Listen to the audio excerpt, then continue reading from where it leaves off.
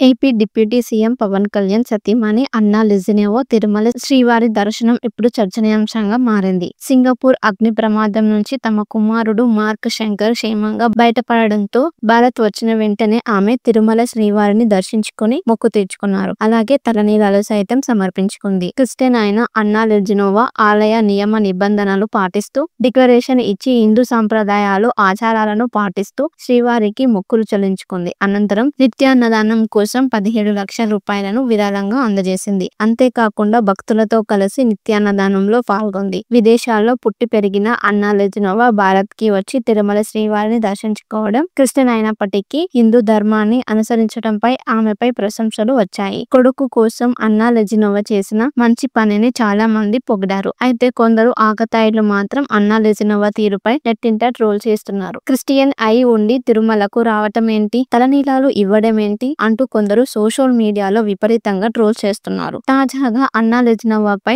వచ్చిన ట్రోల్స్ పై Telangana Congress MLC senior heroine Vijayashanti serious అయ్యారు. తన ట్విట్టర్ ఖాతాలో అన్నా లెజినోవాపై ప్రశంసలు కురిపించారు. అయితే ఆమెను ట్రోల్ చేసిన వారిపై అసహనం వ్యక్తం చేశారు. దేశం కాని దేశం వచ్చి వేరే మతం అయినప్పటికీ హిందూ ధర్మాన్ని విశ్వసించిన మహిళ AP deputy CM Pawan Kalyan భార్య అన్నా లెజినోవాపై కొందరు కామెంట్ చేస్తూ ట్రోల్ చేయడం అత్యంత అసమంజసం అని అన్నారు. అనూహ్యంగా జరిగిన దురదృష్టకర అగ్ని ప్రమాదం నుంచి వారి కుమారుడు బయటపడినందుకు ఆ విశ్వాసాన్ని నిలబెట్టిన నిలువెత్తు దైవం మన శ్రీ వెంకటేశ్వరునికి కృతజ్ఞతగా తిరుమలలోని శ్రీవారిని దర్శించుకొని తలనీలాలు ఇచ్చి అన్నదానం ట్రస్ట్ కి విరాళం సమర్పించి సేవ కూడా చేశారు. సాంప్రదాయాన్ని గౌరవించిన అన్నా లెజినోవా గారిని కూడా ట్రోల్ చేసే వారిని తప్పు అని తప్పడం లేదు. హరహర మహాదేవ్, జై తెలంగాణ అంటూ ట్విట్టర్ ఖాతాలో రాసుకొచ్చారు విజయశాంతి.